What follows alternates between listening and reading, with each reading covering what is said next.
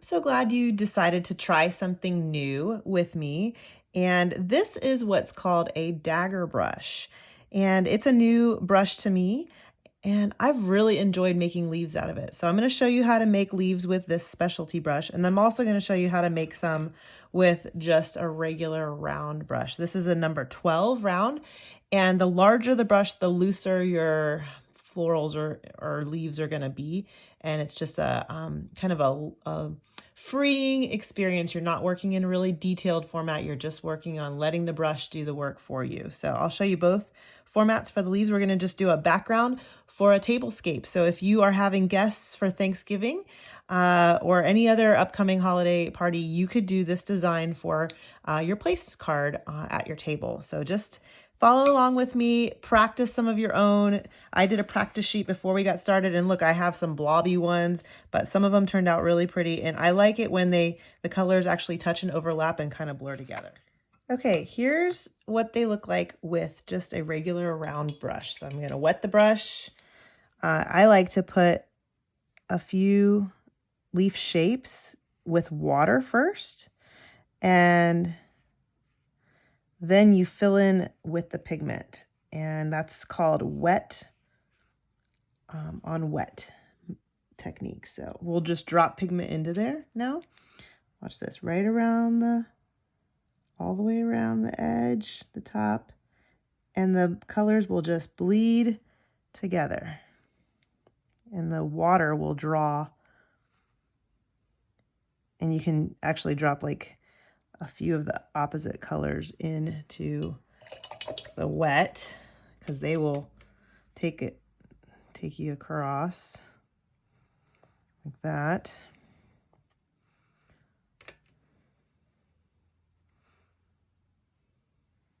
Okay, put a little bit there, and maybe we'll make just some regular green ones. So that's how you make the leaves with, and I would just turn your paper like a quarter turn. That's how you make the leaves with a round brush. And then drop a little more pigment in. Can get some blue in there. This one needs a little blue. And then as the paint is drying, you're moving it around and trying to get some of the colors to merge. That's cool looking. I'll let that orange bleed in there.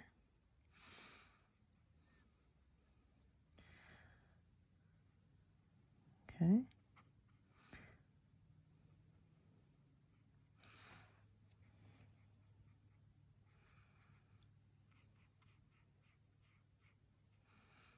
There we go. Nice.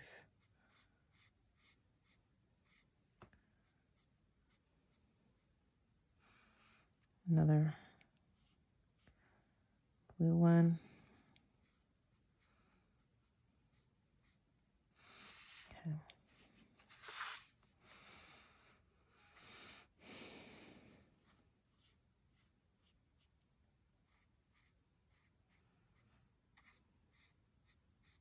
See how they're touching now and they're bleeding together, and that's completely fine. Okay, so here's how to make that same leaf with a dagger brush. You're going to get that brush nice and wet.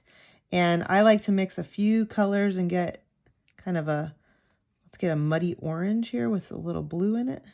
Yeah, there we go. Okay, and I'm going to pick up that with the tip. You place it, and you're going to make two sides to the leaf. So you start with the tip, press down, make the thick part of the leaf, and come back and make it uniform on the other side. And there should be a little space in the middle of the leaf where you don't have any pigment. So I'll pick up like a nice bright blue now.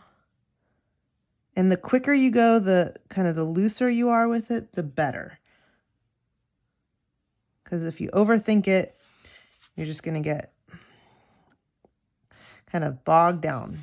And then again, turn your paper quarter turn, pick up a new color.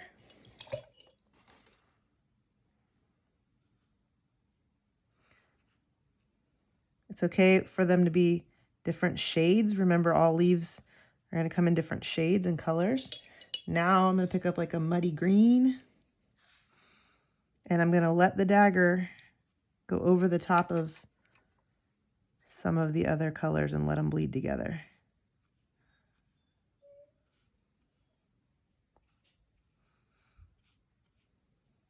Pick up some more pigment.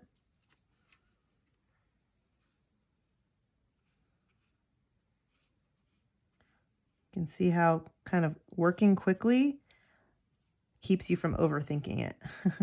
That one got a little dry. I'm going to pick up some more pigment.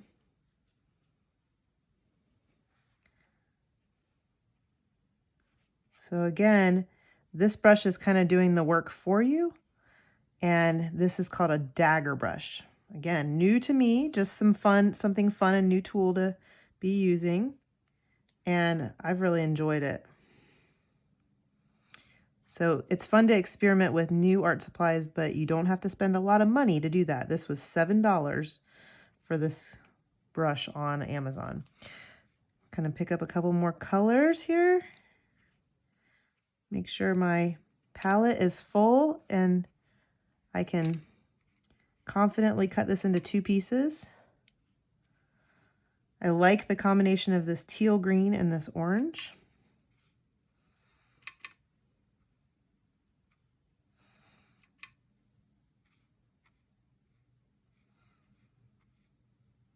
There we go.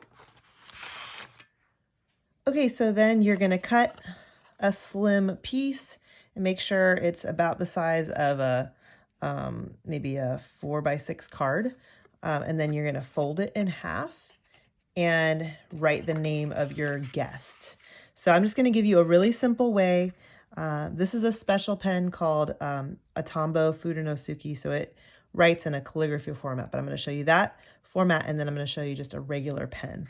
So this one works with a light touch on the tip and then pressure for the downstroke to make that thicker.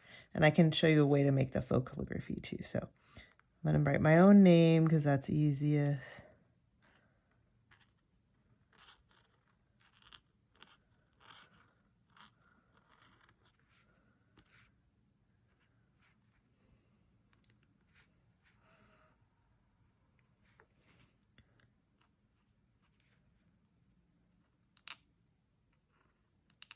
Sometimes watercolor paper leaves it a little bit bumpy because of the ruts in it, but just go back and fix it.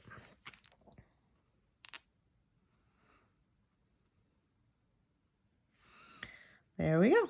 And let me show you one other way with just a regular pen. Yeah. So this is just a thick pointed pen.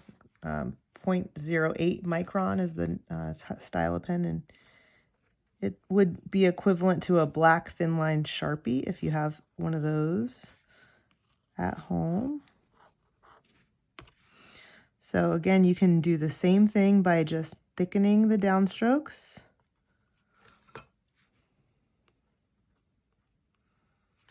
It's called faux calligraphy, and this is just another way to do it with a regular pen. So you're just thickening the downstrokes, and the thin strokes are the ones that you're drawing the pen upward. So the way that you would also describe it is it's a shadow on the left-hand side. So if you think of wherever the letters are lined up on the left side, that's where you would thicken your. So same kind of pen marking, but it's just a little bit easier to do it with this thin line pen.